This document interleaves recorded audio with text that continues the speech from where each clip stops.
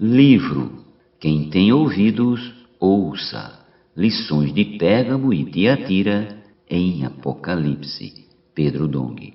Capítulo 4. Tema desta semana: o Filho de Deus, provado e aprovado. Meta de hoje: leitura das páginas 64 a 65. O crescente poder da Igreja de Roma.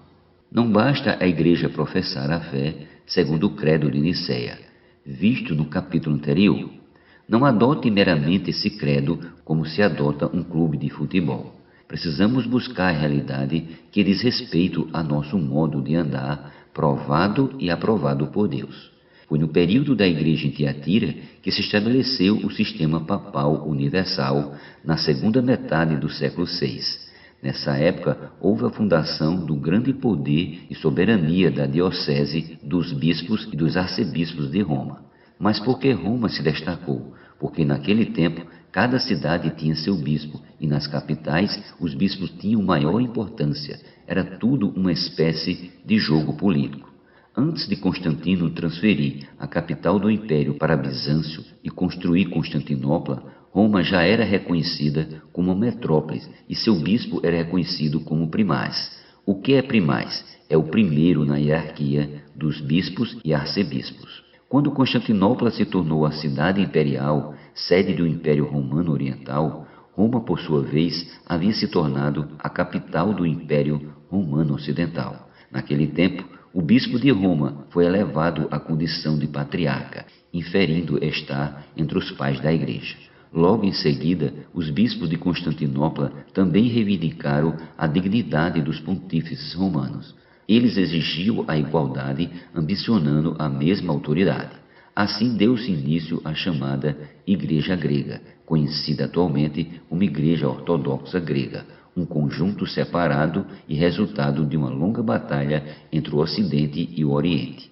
Segundo ordens do imperador, o Império Romano passou a ter 4 patriarcas, um em Roma, outro em Constantinopla e outros 2 em Antioquia e Alexandria.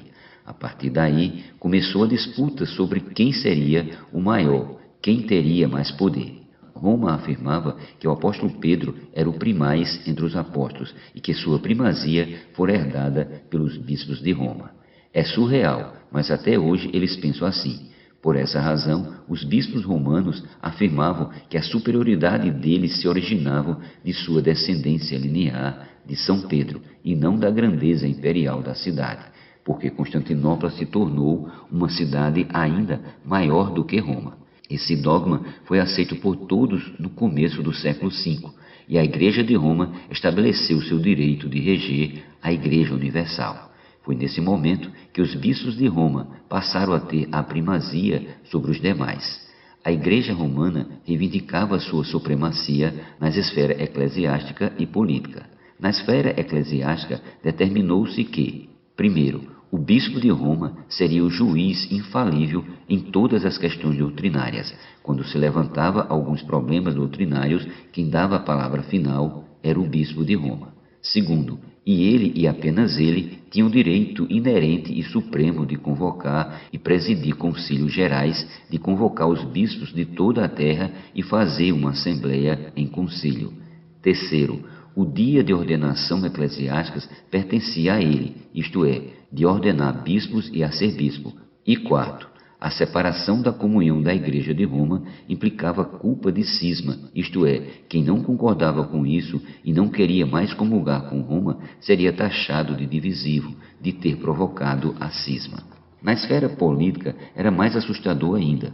A Igreja de Roma reivindicava e por fim conseguiu a preeminência e poder sobre a sociedade e sobre os governos europeus. A Igreja passou a ter seu espaço político muito forte e a influenciar os governos e a sociedade na Europa. A supremacia dos bispos de Roma foi sendo firmada somente depois do primeiro concílio de Nicéia, pois os primeiros bispos de Roma sequer eram conhecidos na história eclesiástica. Foi a ascensão de Inocêncio I, no ano 402 d.C., que conferiu força e definição a esse novo princípio da Igreja Latina, ou Igreja de Roma. Antes disso, não havia predomínio de Roma, embora fosse considerada a principal igreja no Ocidente. A igreja grega caiu no arianismo, enquanto a latina de Roma aderiu firmemente ao credo niceno, o que a elevou na opinião de todo o Ocidente.